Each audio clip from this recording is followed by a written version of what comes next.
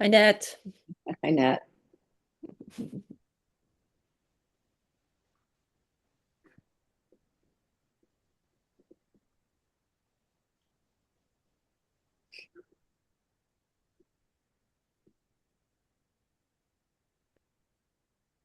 Margaret.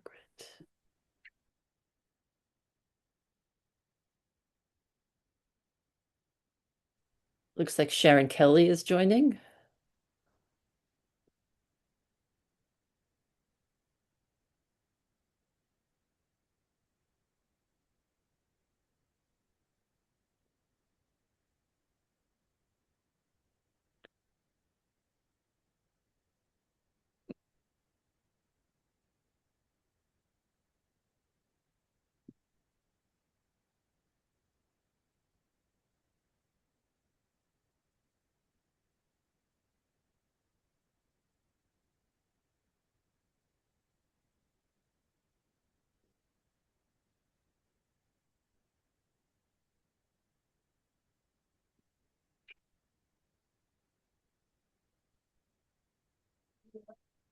I am. Hi, Nathan. I mean, Nate.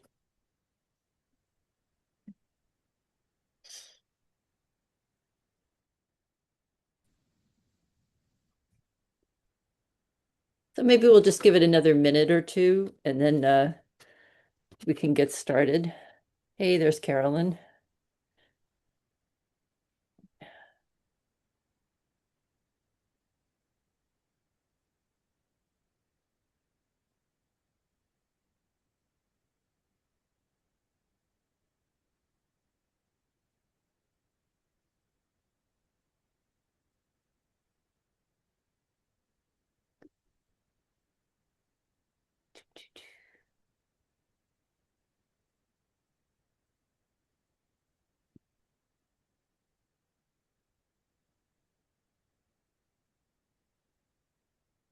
Can I remind everybody to look for broken items in their house and bring them to the Repair Cafe on May 2nd between 12 and 4 at the South Hold Rec Center? If you have anything broken, look in your attic. And if you don't have anything broken, I have more than two, so I can provide you with some. Yes, you can bring more than one too. Maybe Dull knives. we'll get started. So welcome everyone to tonight's North Fork Audubon Society Zoom program on informing conservation with Audubon's Migratory Bird Tracking Program. Our speaker tonight is, well, I think before I introduce Alicia, I'm just going to do a few announcements. Just as a reminder, we have coming up is May, which we fondly call Migration. And we have bird walks every Friday and every Tuesday at 8 o'clock. They're on the Audubon, North Fork Audubon website. If you just go there and look at the events page, you can register. We'd love to have you join us. The plant sale, annual, but twice annual native plant sale is coming up. It's going to be Saturday, May 16th and Sunday, May 17th. And there is a preview, a pre-sale for members Friday evening, uh, May 15th. So come and get your native plants.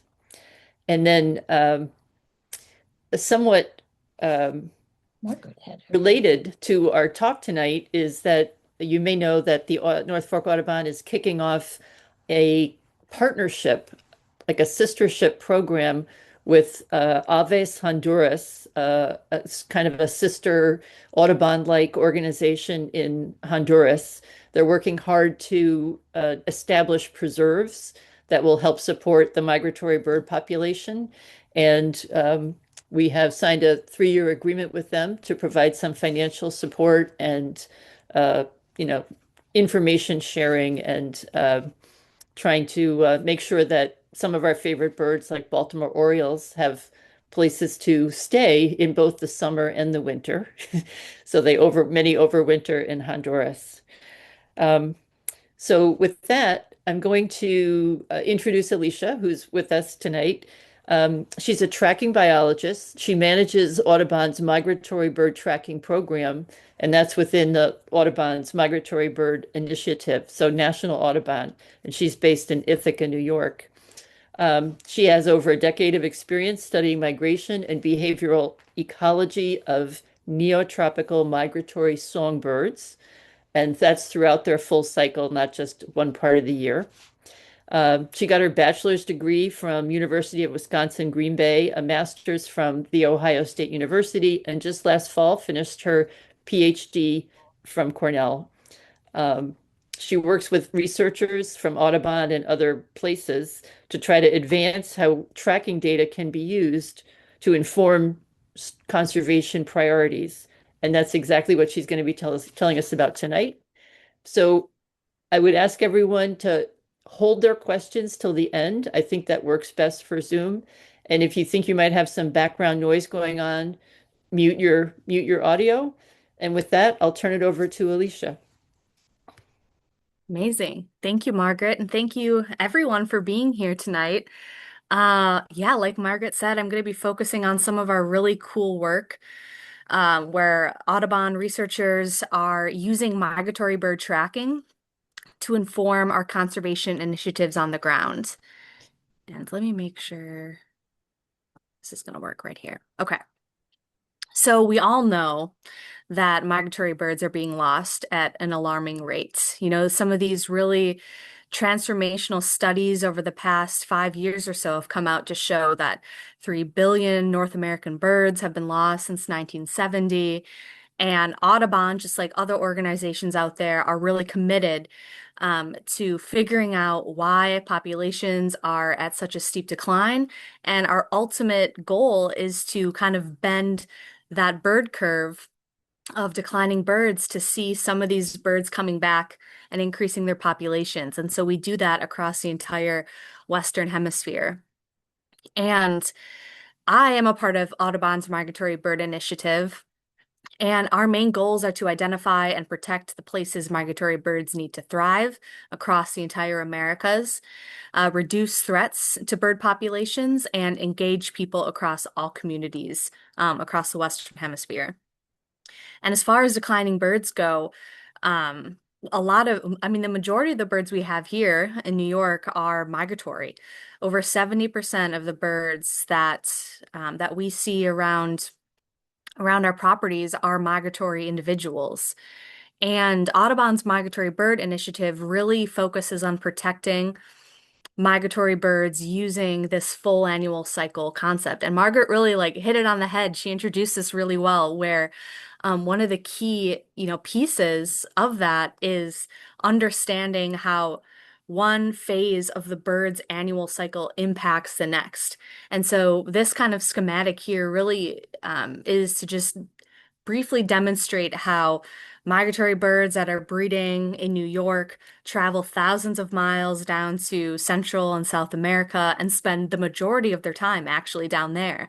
And so all of these interconnected habitats and behaviors are really important for us to understand when we're trying to figure out why migratory bird populations are in decline, and also try to uncover why they are in such steep decline and how we can protect them.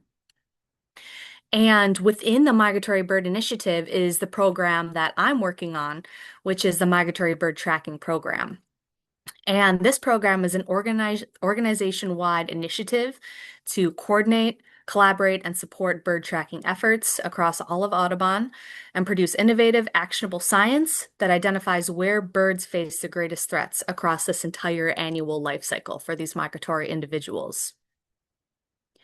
And our major goals for the Migratory Bird Tracking Program, like I mentioned, was to use these tracking technologies to produce the innovative science and reveal when and where migratory birds face the greatest threats. We intend to leverage our diverse staff expertise across the entire Audubon network to provide technical support, training, and consultation across Audubon, including centers and chapters, for new and existing tracking projects that all of you might want to start or be involved in. We are co-creating resources. We're increasing our communication and coordination across all of Audubon so that we're kind of all on the same page in terms of what we can accomplish by tracking migratory birds. We intend to engage the entire network of staff, volunteers, partners in migration science and connect our conservation across all of these action centers, chapters, and communities. And lastly, we really are collaborating across all teams, both internally and externally. We're reaching out to a bunch of different external partners to really be able to holistically track these migratory birds across their entire populations. Ultimately, reaching supporting the Audubon flight plan milestones and, like we like to say, bending the bird curve ultimately. So there's a lot here, but this tracking program is really it's really looking forward to being able to use tracking data really, really effectively and smartly to be able to conserve these populations of birds within the next 5 years on the ground. And so tracking at an individual level is super important for conservation. And what I mean by that is that, one individual, when we track them, we're getting fine scale information about just that one bird and what it does, where it goes, and when. And so the reason why tracking individuals is incredibly important for conservation is because rather than kind of focusing on a very high level thought process about how we're conserving, we're using all of this new information that we know about how migratory bird populations interact with each other to understand these different dynamics. And one of those really important things is this concept of migratory connectivity, where if you look at this one, this infographic here, it's just kind of demonstrating what we can learn about tree swallows across their annual cycle. And all of these different colors represents different populations of this bird. And you can see that the dark green populations don't necessarily interact with the light green or with the yellow. And so when we're trying to conserve an entire species, understanding how these different populations are impacted by climate change or habitat loss or kind of anything that influences population decline differently is super important. And we can track individual birds to really understand this a lot better in identifying where they go, what habitats they might be using, and how that differs across the entire range of the species is super important. So that's one of the key aspects that we're thinking about when we track individuals for conservation.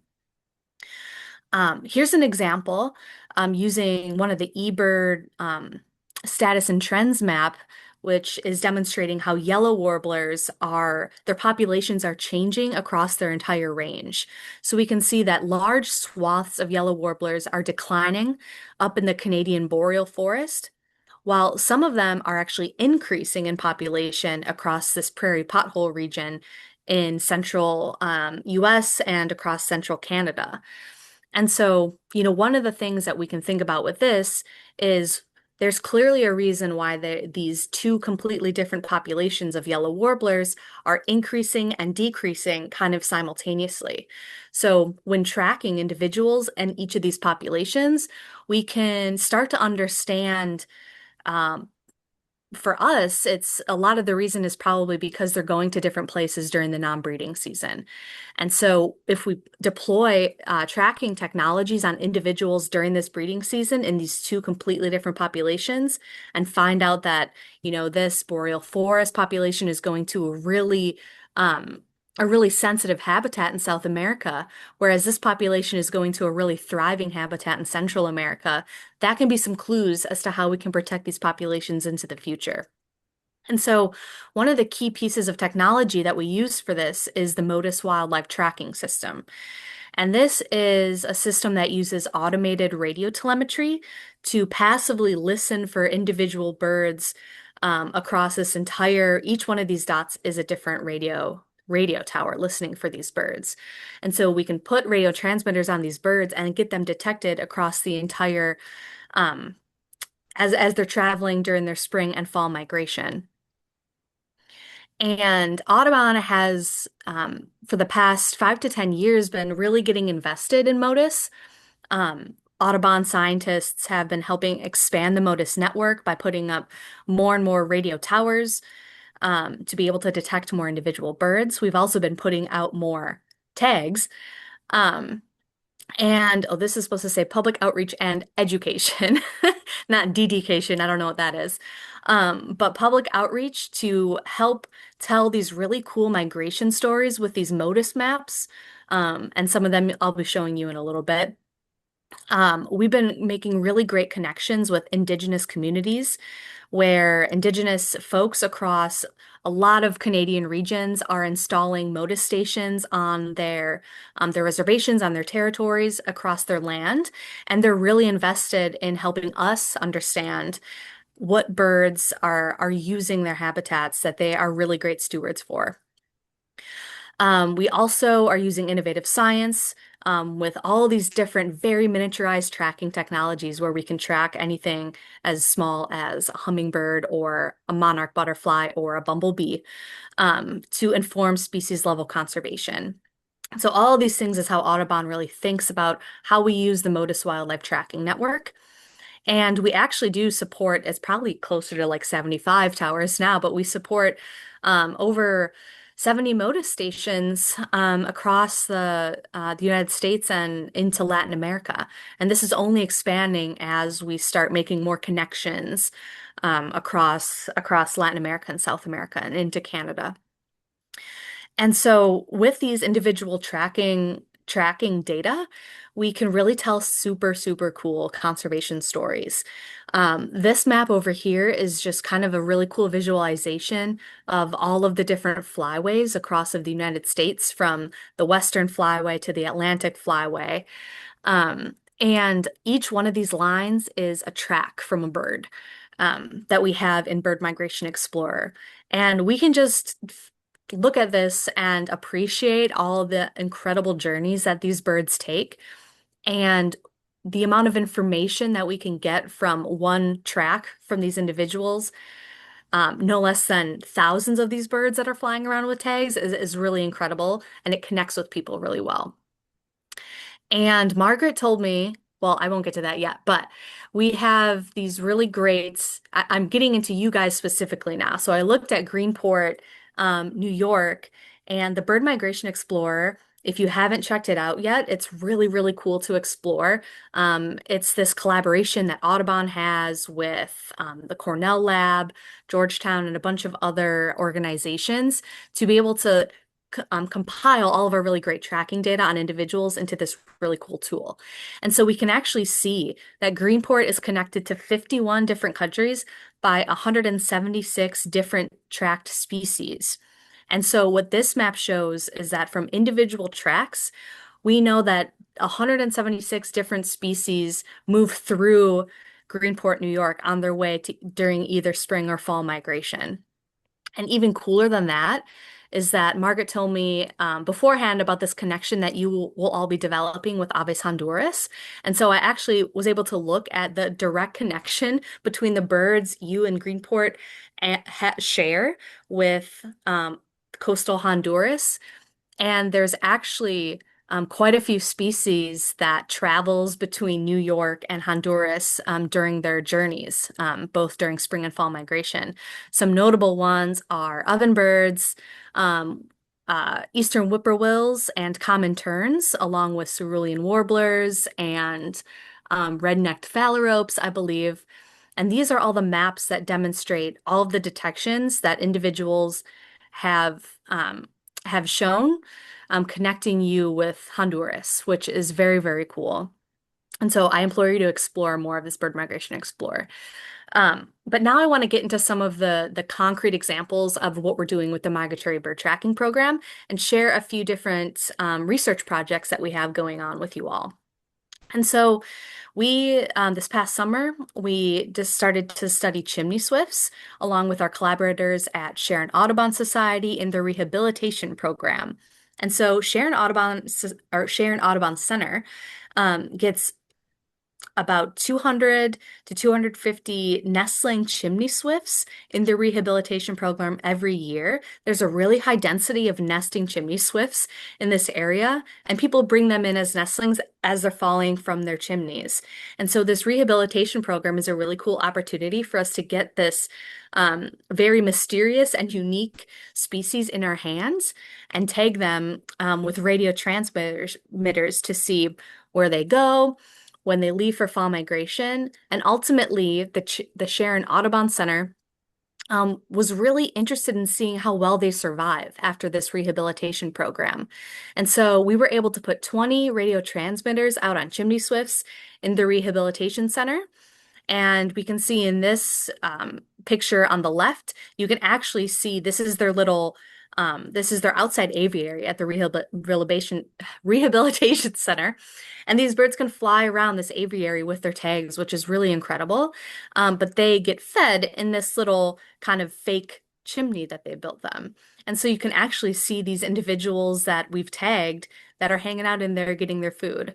And so this is a really unique opportunity to see how chimney swifts handle radio transmitters, and they do really well, and to understand some of their basic migration ecology that we can understand from the MODIS network.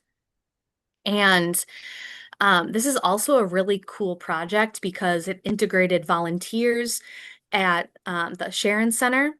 It also brought in local community members during this Swift Night Out public engagement event where Sharon staff actually released our tagged individuals into the wild with a bunch of volunteers and local communities watching, which is kind of, it's a little stressful because you never know, but all of them thrived and they integrated themselves into this local community of chimney swifts.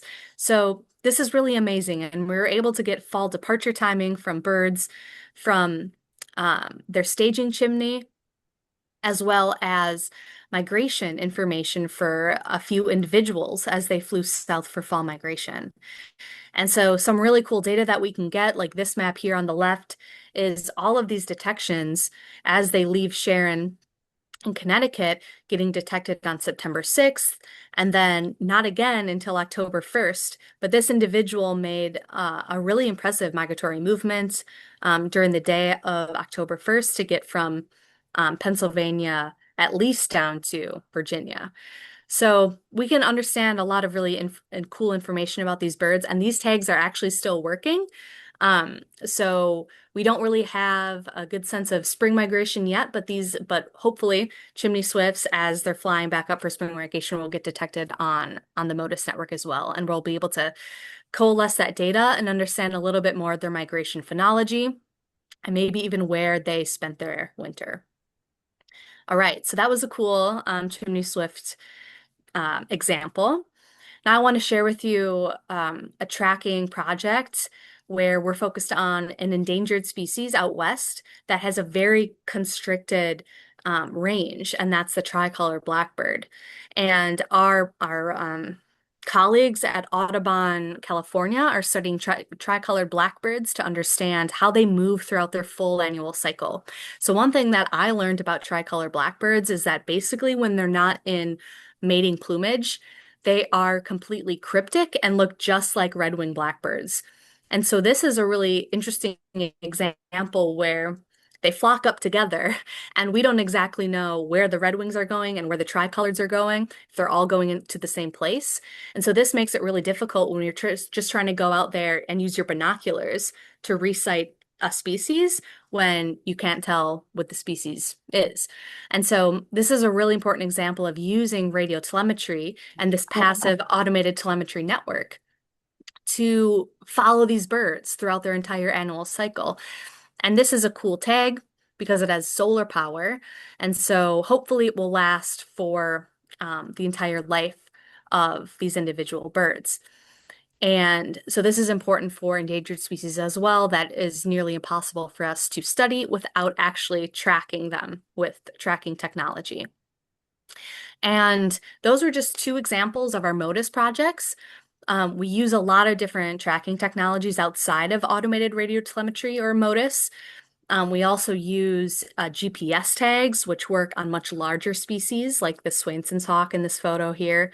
Or we also use different multi-sensor archival geolocators or smaller GPS tags that we can actually put on smaller songbirds. And so one of the really cool projects we have going on at the moment, where we're getting real-time data at this second, is our understanding of habitat use of non-breeding lesser yellowlegs in the Cauca Valley of Colombia. And so we are collaborating with graduate students that are in grad school in Colombia, as well as a variety of different organizations throughout Colombia to deploy these satellite tags on individual lesser yellowlegs as they move throughout their non-breeding habitat in Colombia. And Audubon has this really great regenerative agriculture program.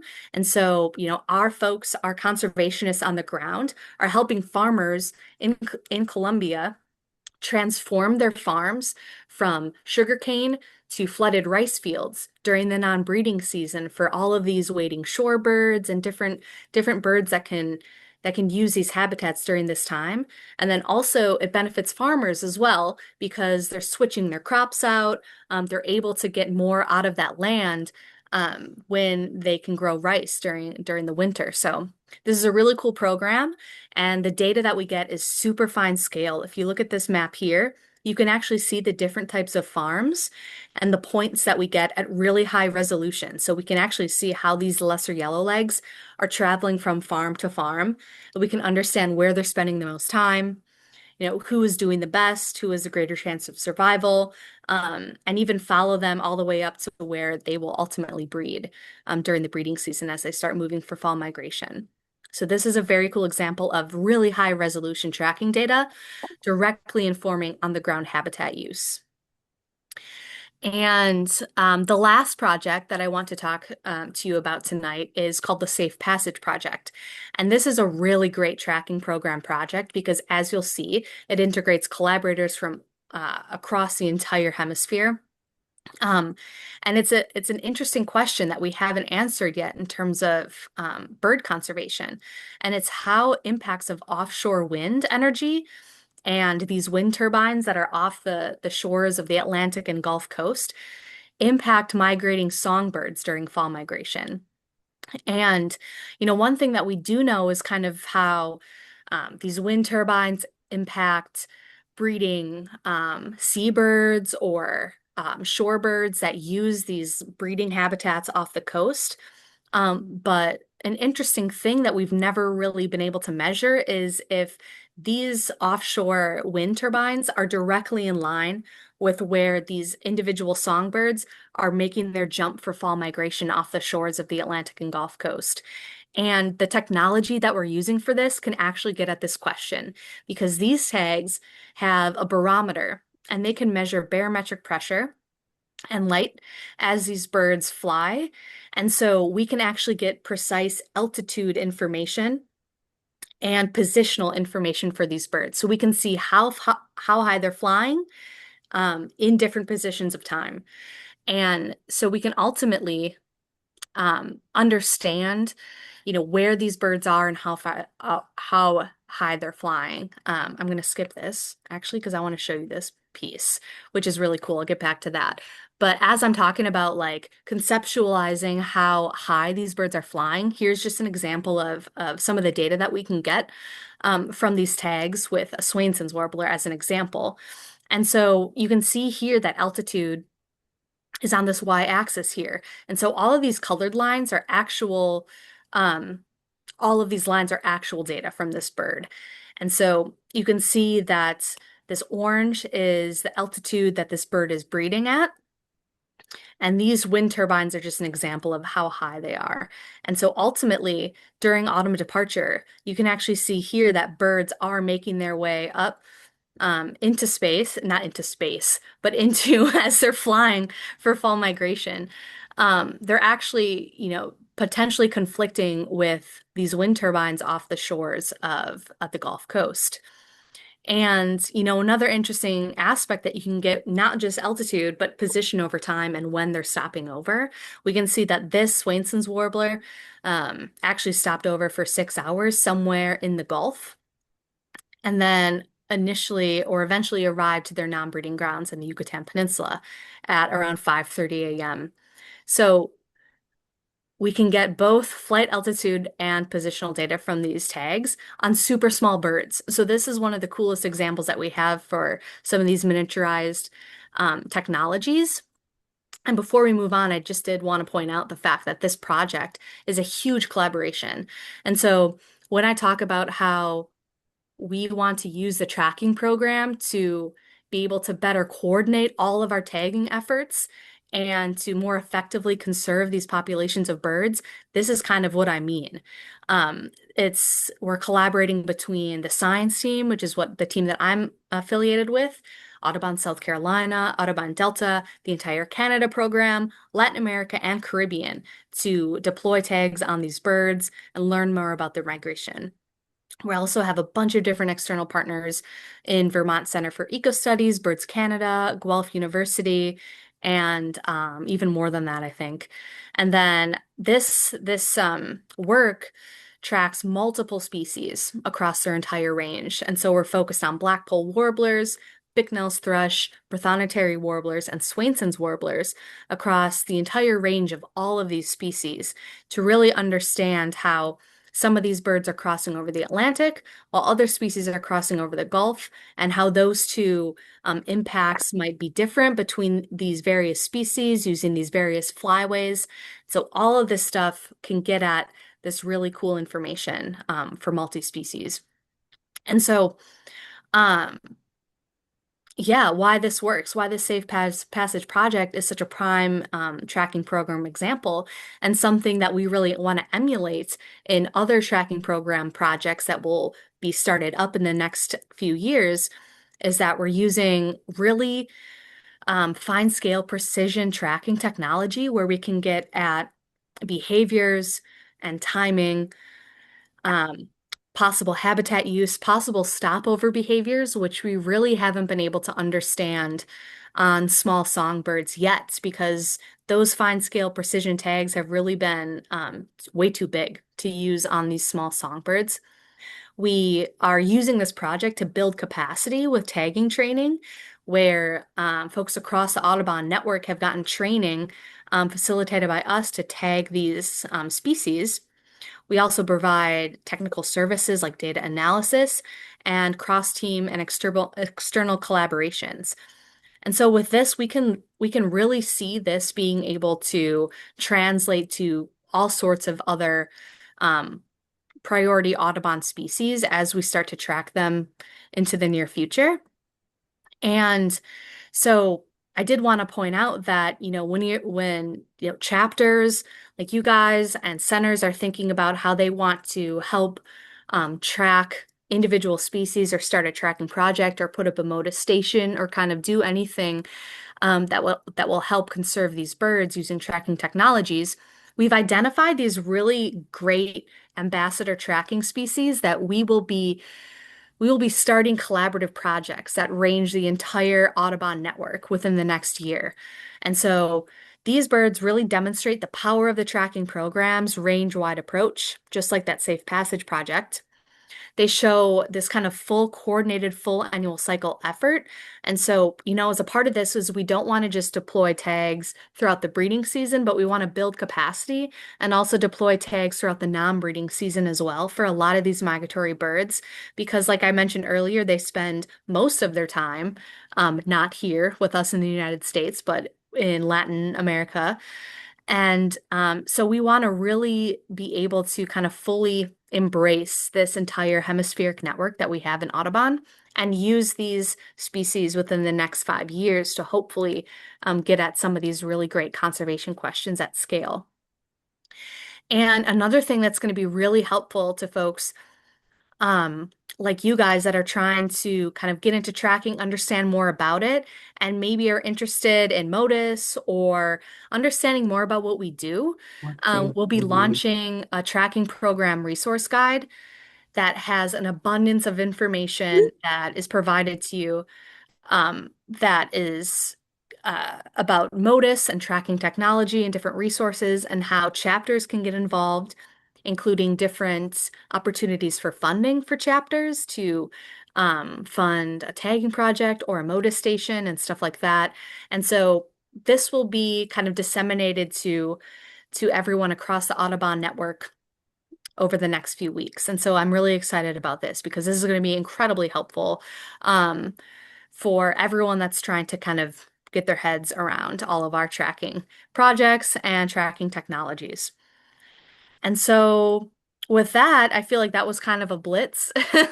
But I hope that I kind of got you excited a bit about some of the opportunities and different technologies and the kinds of behaviors and ecology that we can understand when we're trying to conserve these populations of migratory birds across the Audubon network. So thank you all for having me. Thank you, Margaret, for inviting me. And yeah, I'm here for discussion and questions. So Yeah, Alicia, thank you so much. And it seems like our timing is pretty good here. If that guide to the migratory program and is coming out shortly. yep, And of course, one of my questions was going to be how can we get involved? So it seems like we can wait for that guidance to come out and yep, see what we're inspired to help with. yep, Um, absolutely. I did have a question. And I think you might have mentioned this because I watched most of your talk to the Mononquituck Audubon over in Connecticut. But my background is engineering, and when you were talking about the barometric pressure, I have to ask if you have to correct for the local weather conditions and the local, atmospheric pressure to get an accurate assessment of the bird's altitude. Yes, Uh-huh. exactly right. Yep. Yeah. Okay. And that Yeah. helps with the positional data as well. Yeah. Um, yeah. Then I also wondered, um, eh, I come from a technology development background, and sometimes knowing how the customer is using the technology is a key to more innovation and improvements. So here, the Audubon program is kind of the customer of these sensors. Are there people outside of Audubon who are developing the sensors, and is there communication and collaboration to try to give them feedback as to how to design better hardware for the birds to wear and to last longer? Yeah, that's such a great question and it's important. And there's a bunch of different companies that are developing these tracking technologies. And so there's different companies that kind of specialize in different types of technology. Hmm. And so, this with the multi-sensor technology, like the barometric pressure tags, there's a whole bunch of other different sensors that you can get in these tags. Like you can get Ah. accelerometers Hmm. to show when the bird is flying or foraging or at rest. There's temperature sensors, there's moisture sensors, you know, it kind of runs the gamut with what you can measure on birds. And I think that definitely excites the folks that are developing this technology too, to understand like um how how we are using these data, and how we combine a lot of folks combine different data types, into one study to understand different components of these birds' movements too. Hmm. You can also we combine types of tags, so we can, a couple of projects that I'm working on, and collaborators have combined the radio transmitters with the actual geolocators to kind of get a finer scale understanding of how well um, the MODIS network works, for detecting birds as they move through. So it's like we combine a finer scale geolocator with a radio transmitter to see how many towers maybe we're missing Mm. as the birds are flying down with a more high precise tag in combination kind of with those things. So I think you're exactly right with the technology though. I think these people get excited about this and there's a lot of folks that are kind of bird nerds that are developing the technology. So Good. yeah. Okay, that's everyone. There must be other questions. Just remember to unmute before you ask. Hey, Sharon, Sharon. just remember to unmute. Yeah. Yeah. Hi, thank you for that presentation. It's really very interesting. But while you were speaking, I looked on the Audubon website. I guess it's the National Audubon, and it talked about how it's difficult to tell if these tracking devices are harming like individual birds, and I guess by either weighing them down or changing where they go to feed, Hmm. altering their migration routes. And says that a meta-analysis suggested the tags can increase drag on their bodies, making it harder for them to fly. Hmm. So, do you all have a good understanding of the risk and benefit, like the benefit risk ratio? Are some birds harmed, or is it maybe changing some of their flight patterns to take a shorter route because they're being weighed down? That's yeah, that's a super important thing that we think about. One of the one of the biggest things that we consider before putting tags on birds is minimizing weight, kind of the one thing that one of the things that you mentioned. And so we try to keep the tags under around 3% of the bird's body weight. And so, and also like minimize the way we're putting it on these birds. And so thinking about what kind of harness material we can use to reduce any of that stuff. And then there's been a lot of folks, including some projects that I've been involved in that have done actual behavioral observations of birds with the tags on to just kind of look at the behavioral and foraging rate of birds that have tags versus birds that don't, and kind of comparing like, do they forage at the same rate? Are they able to, do their little sallies at the same kind of efficiency as birds that don't have the tags? And I do think it's kind of a lot of the evidence shows that it's sometimes it's species dependent. There's sometimes there's just species that are more sensitive than others. And so like for studies that I've worked on, I've worked on American redstarts and they're super, super tiny. And they're a bird that's known for their energetic kind of foraging behaviors. And they're a bird that I tagged for a long time and one of the birds that we've done behavioral observations on, and there's zero impact on their foraging efficiency, and it doesn't have any impact on their return rates from year to year. So birds that with tags are not surviving any less than birds that don't have tags, which is kind of like as much as you can ask for, in terms of understanding the impact on birds. But that isn't to say, that some species aren't more sensitive. I think that's just the reality of it, where, it's kind of a project to project basis where you really have to know your species and you really have to be comfortable with putting the tags on because it is true. I think for some species with different foraging, um like the chimney swifts, for instance, that we tagged, like their foraging is completely different. The aerial insectivores, they're just Oh, zipping oh, around. oh.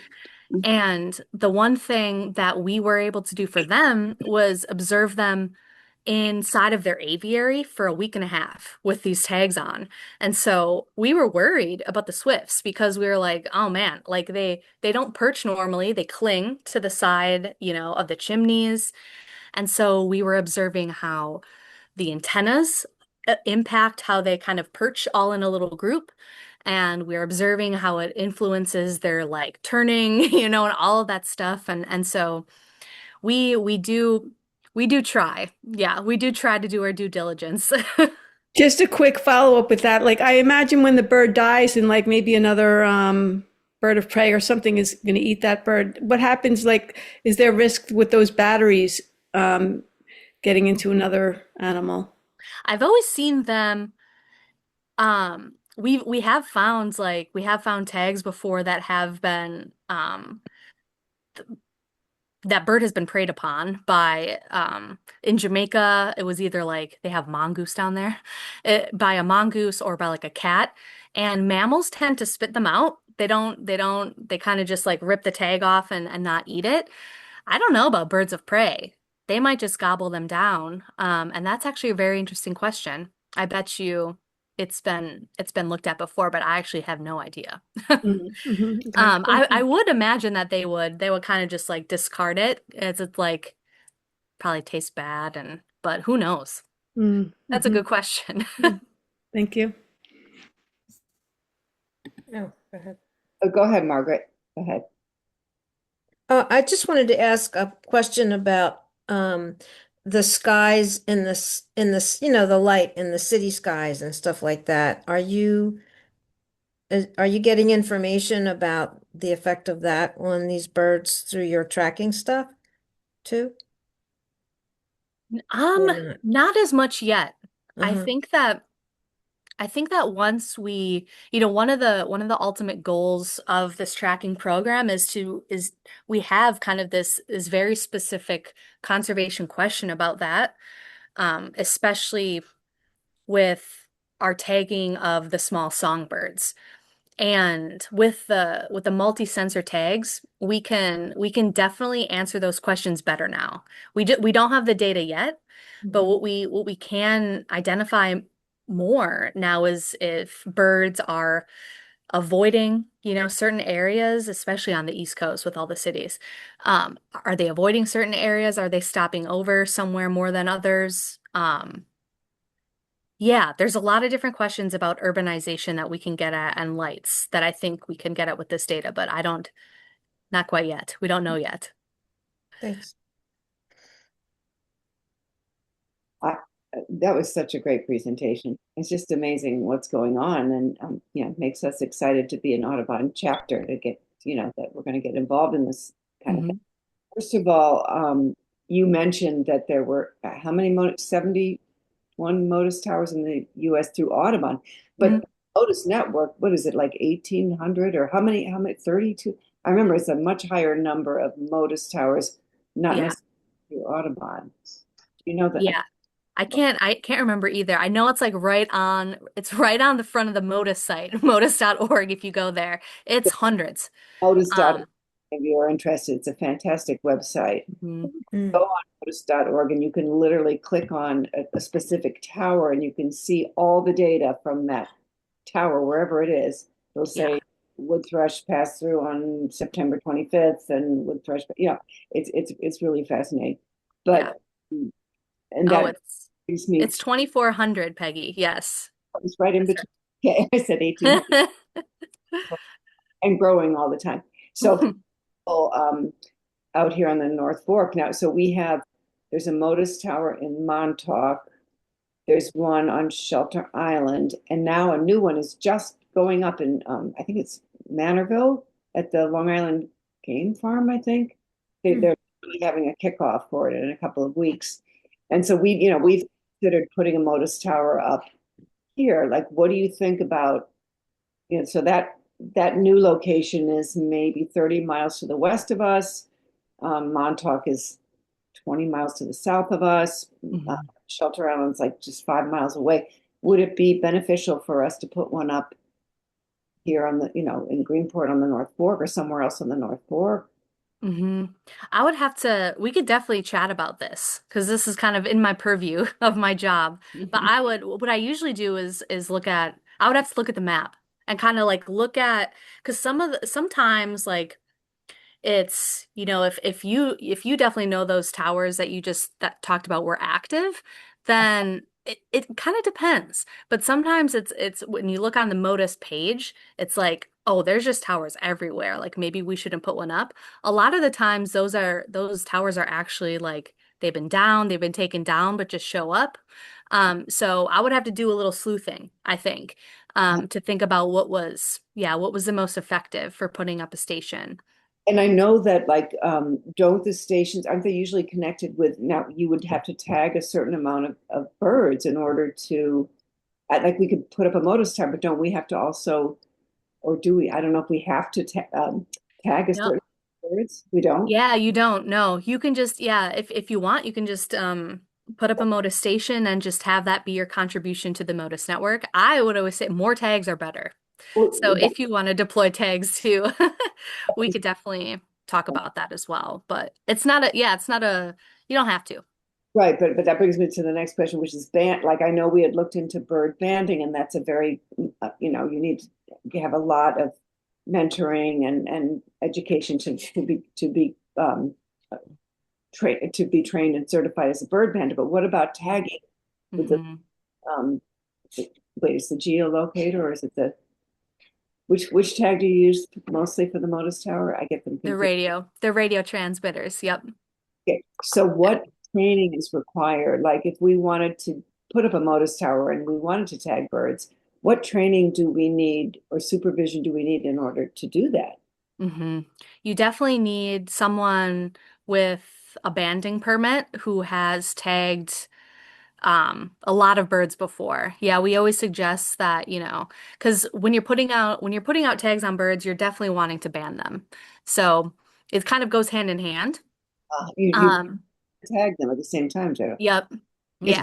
we into banding here, and believe it or not, there are no active bird banders out here on the East End or like anywhere on Long Island. We were looking at banders in New Jersey willing to come out and help us.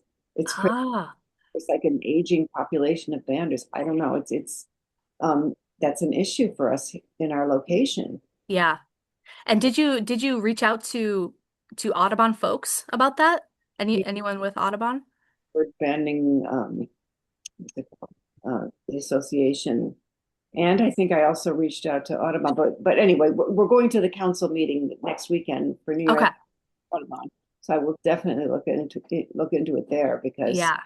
I didn't realize that you do need a bander with a permit to do it. Okay. Yep. Yeah, Yep. but I think it's like such a worthwhile project and we want to get involved, but it's, we're Yeah. out these. So anyway. Mhm. Oh, How hard is it to learn? I mean, it seems like it's a delicate operation, and so it seems a little scary, but um, I don't know, how many hours of practice does it take, to be able to hold a bird and do that? hmm Man, I don't know if I could. That's a hard question to answer, actually. well, Um, I, it definitely takes, it is yeah, a steep learning curve, I yeah. will say. Yeah, because it's like you're right. It's like the delicacies and knowing the delicacies of the bird and knowing how hard and how soft you should like hold the bird, I feel like is one of those things that it takes time, especially if you're doing songbird stuff, which is mostly of what I've done. Um, and I would say probably like you would want months of training with someone Mm. just to feel comfortable. Because you'll also, you're not going to want to do it without feeling comfortable, right? Like you said, it's like kind of daunting. And so yeah, I would say like months of experience and then um months of tagging to like be able to do it by yourself. So, Mm. And it's mhm. not just because Margaret, we did look into it, and it's not we actually were willing to have a trainer come out from I think it was the Institute for Bird Populations Mm-hmm. and do a training for us.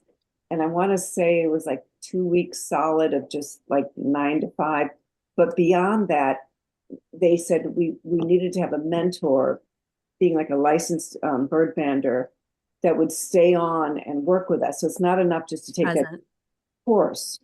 You had to like continue on, and that was where we ran into problems because there wasn't anybody available that could just be out here and mentor us. So Yep, that's true. Yeah, you always need someone with a that has bird banding experience and a permit to be there. Even if they're just like watching and making sure everything is fine and you guys feel fine, but they have to be present. Yeah. Wow. So, anyone have any other questions from folks on the call? Uh, Let me just ask you, I mean, I spend a lot of time outside and I've always been outdoors. I've never seen, and I've gotten different varieties of birds over the years. Some are come constantly and some you just see occasionally. I have never seen a banded bird ever.